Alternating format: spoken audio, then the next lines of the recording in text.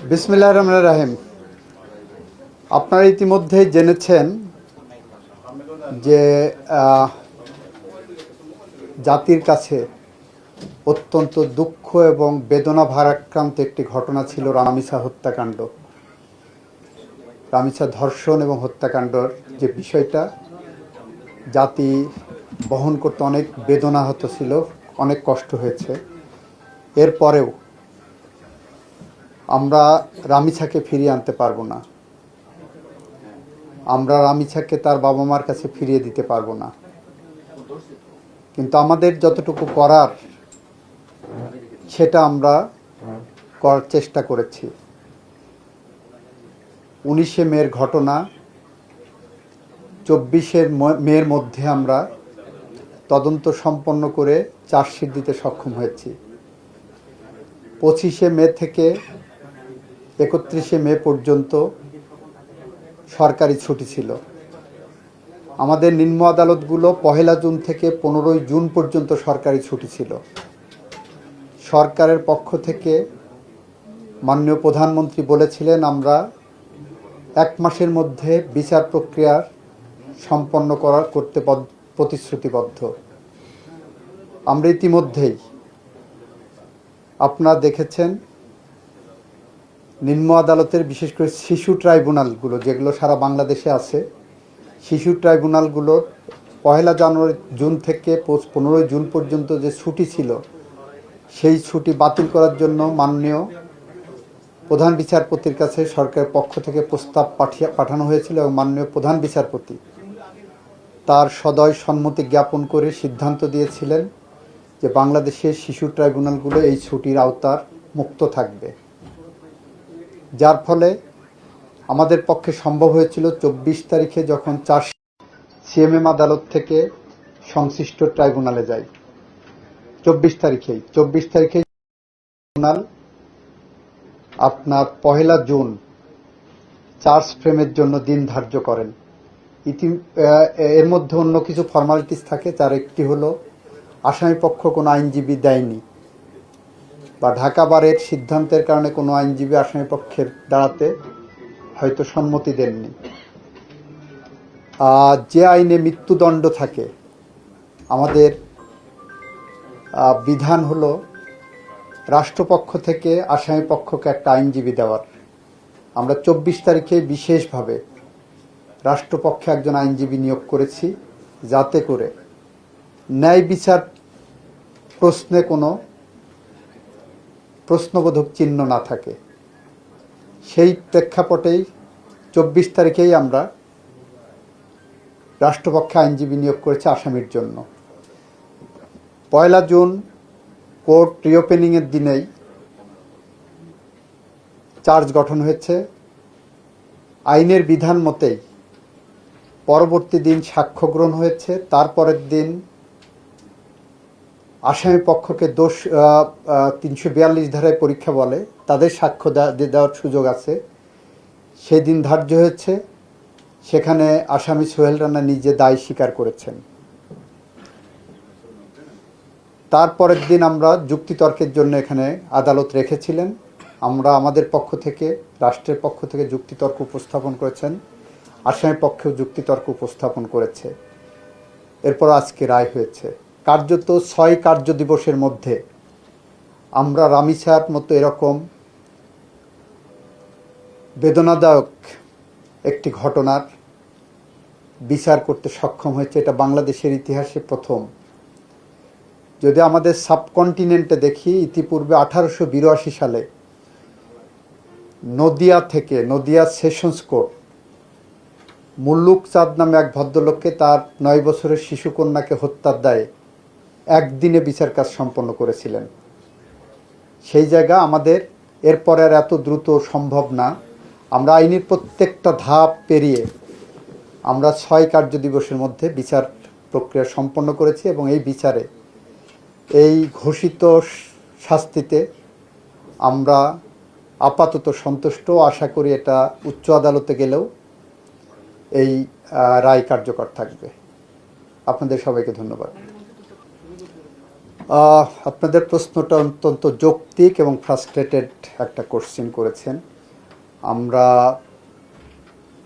আমাদের আইনি বাধ্যবাধকতা আছে যে 7 দিনের মধ্যে এই ফাইল চলে যাবে ডেথ রেফারেন্স কনফার্মেশনের জন্য হাইকোর্ট ডিভিশনে। হাইকোর্ট ডিভিশনে যাওয়ার পরে আপনারা যারা কোর্ট বিট করেন তারা জানেন যে এই সমস্ত মামলায় পেপার বুক রেডি করতে হয়। পেপার বুক বাইরে করার সুযোগ নাই। পেপার বুক সুপ্রিম কোর্টের তত্ত্বাবধানেই হয়। এরপরে সুপ্রিম কোর্ট সিরিয়ালে এই মৃত্যুদণ্ডগুলোর বিষয় নিষ্পত্তি করেন। এর ভিতর থেকে 2টা মামলায় আমি অ্যাটর্নি জেনারেল থাকা অবস্থায় মাননীয় প্রধান বিচারপতির বিশেষ আদেশে হাইকোর্ট থেকে নিষ্পন্ন করতে সক্ষম হয়েছিলাম। তার একটি ছিল মেজর সিনহা হত্যা মামলা, আর একটা ছিল বুয়েটের আবরার ফাহাদ হত্যা মামলা। আমি যখন রামিসার এই ঘটনার বিষয়ে মাননীয় প্রধান বিচারপতির সাথে কথা বলেছি, উনিও আমাকে বলেছেন এই খোলার পরে এই সমস্ত সব ডেথ রেফারেন্সগুলোই খুব দ্রুত নিষ্পত্তি করার জন্য আরও বেশি ফোকাসড সিদ্ধান্ত নেবেন, এবং আমি এই বিষয়টা লেগে থাকব যাতে করে যেগুলো আপনারা বললেন এবং আজকে রামিসা সহ যত দ্রুত সময়ের মধ্যে সম্ভব আমরা এটা নিষ্পত্তি করার চেষ্টা করব। আইনে কতদিনের মধ্যে নিষ্পত্তি করতে হবে সেই বিষয়ে নাই। এখানে আমরা আদালতের কাছে নিবেদন করব সবগুলোই যত দ্রুত সম্ভব এটা নিষ্পত্তি করার জন্য করব। এখন আদালতের বিষয় থাকবে। এইটা আমাদের সলিসিটর উইং এবং অ্যাটর্নি জেনারেল অফিস যৌথভাবে উদ্যোগ নেবেন। এইটা কার্যকর না হওয়াটা যেমন একটা ফ্রাস্ট্রেশনের জায়গা, আবার এই কারণে যে ঘটনা ঘটছে সেটা আপনারা হয়তো কেউ কেউ বলতে পারেন, কিন্তু আমার কাছে মনে হয় না যে সম্পূর্ণ সেইটাই কারণ। এটা ওয়ান অফ দ্য রিজনস হইতে পারে, কিন্তু এইটাই একমাত্র কারণ না। এটা আমাদের সোশ্যাল কনটেক্সট সহ মানুষের যে কি বলে, ধরেন সোহেলের কথা যেটা ধরছি, এই যে রামিসা হত্যাকাণ্ড, এরা তো মানসিকভাবে অপরাধী, কত বড় ক্রিমিনাল চিন্তা করেন। এরকম একটা ঘটনা ঘটিয়ে 164 করেছেন, এরপর বিচারকে অন্য খাতে প্রবাহিত করার জন্য মামলার রেকর্ডে যা নাই এরকম আরেকজনকে টেনে এনে ওর উদ্দেশ্যই ছিল যে বিচার প্রক্রিয়াটা কতটা বিলম্বিত করা যায়, মানুষ ভুলে যায় কিনা, মানুষ তার এটার থেকে দৃষ্টি অন্যদিকে নেয় কিনা। কিন্তু আমরা আমাদের বিচার প্রক্রিয়ায় যেমন ফোকাস ছিলাম, আমাদের সামনে যা কিছু ম্যাটেরিয়াল ছিল আমরা সেইগুলো সামনে নিয়ে এগিয়ে গেছি। আমাদের ক্ষেত্রেও তাই করেছি।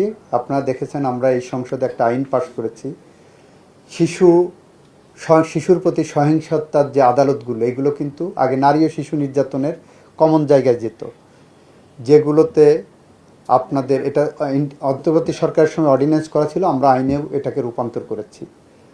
সেখানে নারী ও শিশু নির্যাতন আইনের মধ্যে যৌতুকের মামলা, আপনার যৌতুকের জন্য নির্যাতনের মামলা, অর্ডিনারি কেসগুলো যেত, সেখান থেকে বের করে এনে আমরা এটাকে এক্সপার্ডাইট করার জন্যই শিশুর প্রতি সহিংসতার যে আদালত, সে আদালতগুলো আমরা প্রতিষ্ঠা করেছি। আমাদের এটা চেষ্টা করছি, এখন তো আমাদের চেষ্টার ত্রুটি নাই, আপনারা দেখছেন। আপনার কি করণীয় আছে আমাদেরকে যদি সাজেশন দেন, আমরা চেষ্টা করছি, কিন্তু আপনাদের কোনো সাজেশন থাকলে আপনারা দেন আমাদেরকে, আমরা সেই সাজেশন নিশ্চয়ই বিবেচনায় নেব। আপনি, আমরা সবাই চাই যে আমার সমাজ ব্যবস্থা থেকে, আমার রাষ্ট্র ব্যবস্থা থেকে এই ধরনের অপরাধ, জঘন্যতম অপরাধকে আমরা সরিয়ে ফেলতে চাই। সেই ক্ষেত্রে আপনাদের কাছে যদি সুনির্দিষ্ট ভালো কোনো প্রস্তাব থাকে আমাদের দিলে আমরা সেটা বিবেচনায় নেব।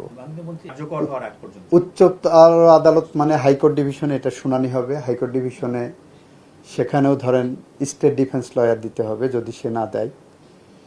তারপর শুনানির পরে সেখানে যা রায় হয়, যদি এটা বহাল থাকে, তার এগেনস্ট আবার আপিল বিভাগে যদি তারা যেতে চায়, একটা নির্ধারিত সময় থাকে। যদি সেখানে সে আপিল বিভাগে না যায় তাহলে হাইকোর্ট বিভাগের রায় চূড়ান্ত। আর আপিল বিভাগে গেলে সেখানে নিষ্পত্তি হওয়ার পরে রিভিউ পর্যন্ত একটা বিধান আছে। এখন আইনের এই